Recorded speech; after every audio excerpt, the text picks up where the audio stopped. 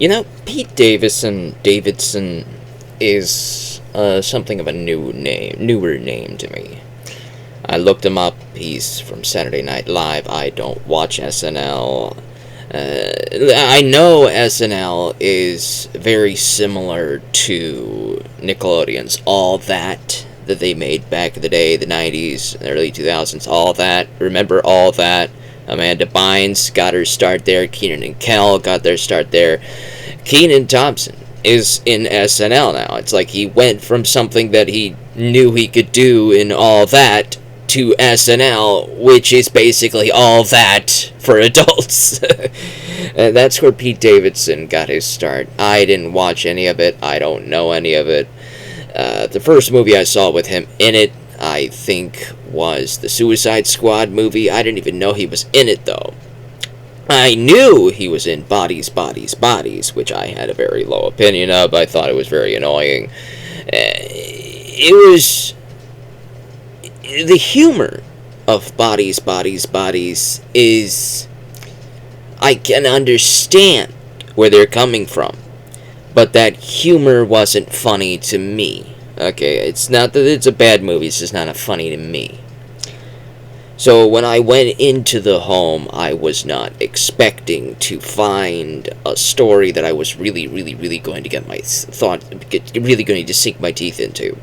But then I got recommended it. I got recommended to watch The Home.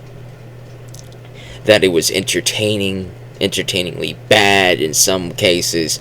And you know me, I love entertainingly bad movies. I love entertaining movies, period. They don't have to be good, they don't have to be bad. So long as they're entertaining and I can have a good time watching it, I'll give it a watch. And so I decided to give The Home a watch. A Pete Davidson helmed film, and surprisingly I enjoyed it. Pete Davidson's performance in this was actually enjoyable. He wasn't obnoxious, he wasn't crazy, he wasn't all zoomerifically annoying how Bodies, Bodies, Bodies was. He was actually competently entertaining in The Home. I enjoyed it. The film opens with Pete Davidson's character as a delinquent. He's not a juvenile, but he's a delinquent. And he gets caught by the police for tagging a building, graffiti and all that stuff. It's a pretty good artistic tag, by the way. He gets caught, and his foster parents bail him out and say in exchange for jail time he'll do community service at an old folks home. And so he goes to the old folks home, and things are very creepy. Things are immediately very creepy there. The atmosphere is kind of psychological horror going on, and by the end of the movie you get a very big Rosemary's Baby vibe to it at the very end, with all the guys explaining their psychological ploy to mess with him and all that stuff. It's very Rosemary's Baby aesthetic. I immediately thought of Rosemary's Baby. There's a little bit of The Shining in there, just a little bit. The Shining meets Rosemary's Baby.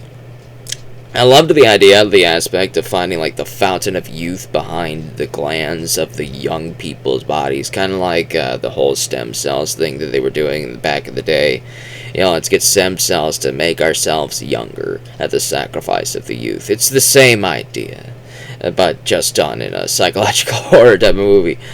So there are a bunch of people on the 4th floor that Pete Davidson's not allowed to go to find out what's going on up there. And so he's curious, nonetheless, and he goes up there to find out what's going on, and there's a bunch of people with bleeding eyes sitting in wheelchairs just staring at nothing.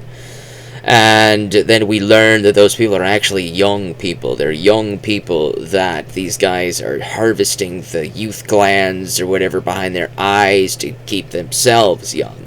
And it's rapidly aging the young people at the expense of keeping the old people young feeling.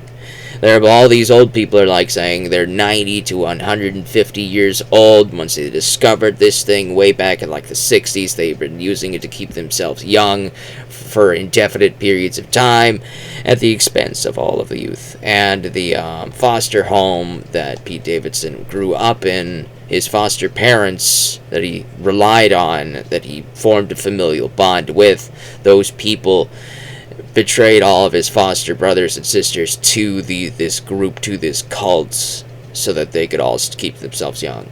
And a very entertaining montage slaughter of all of the people of this cult happens, with Pete Davidson getting filled up like Hulk, Venom serum and all that crap with the nectar from all the people on the fourth floor, because one of the people on the fourth floor ends up being his brother that's been long lost for about like 10 years or so, and he's aged like 50 years in that time because of what they've been doing to him.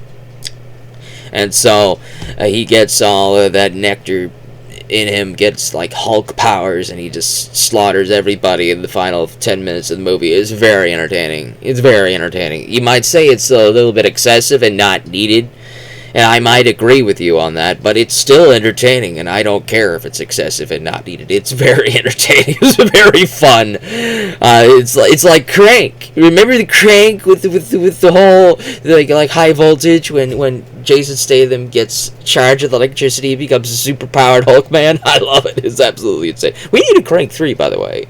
We need more movies like Crank. Absolute batshit crazy movies. We need this stuff, man. They're not good. We know they're not good, but they're still fun.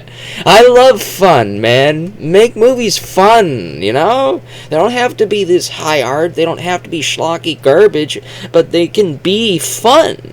And so The Home was fun to me. It's not necessarily a super awesome, psychological, awesome masterpiece. I didn't really like Rosemary's Baby, by the way. I think The Home is more entertaining than Rosemary's Baby, but I think the performance of the lady in Rosemary's Baby is a lot better than Pete Davidson's performance. Obviously, she is a phenomenal actress, but I just enjoyed The Home. I enjoyed it. I would definitely say give it a look.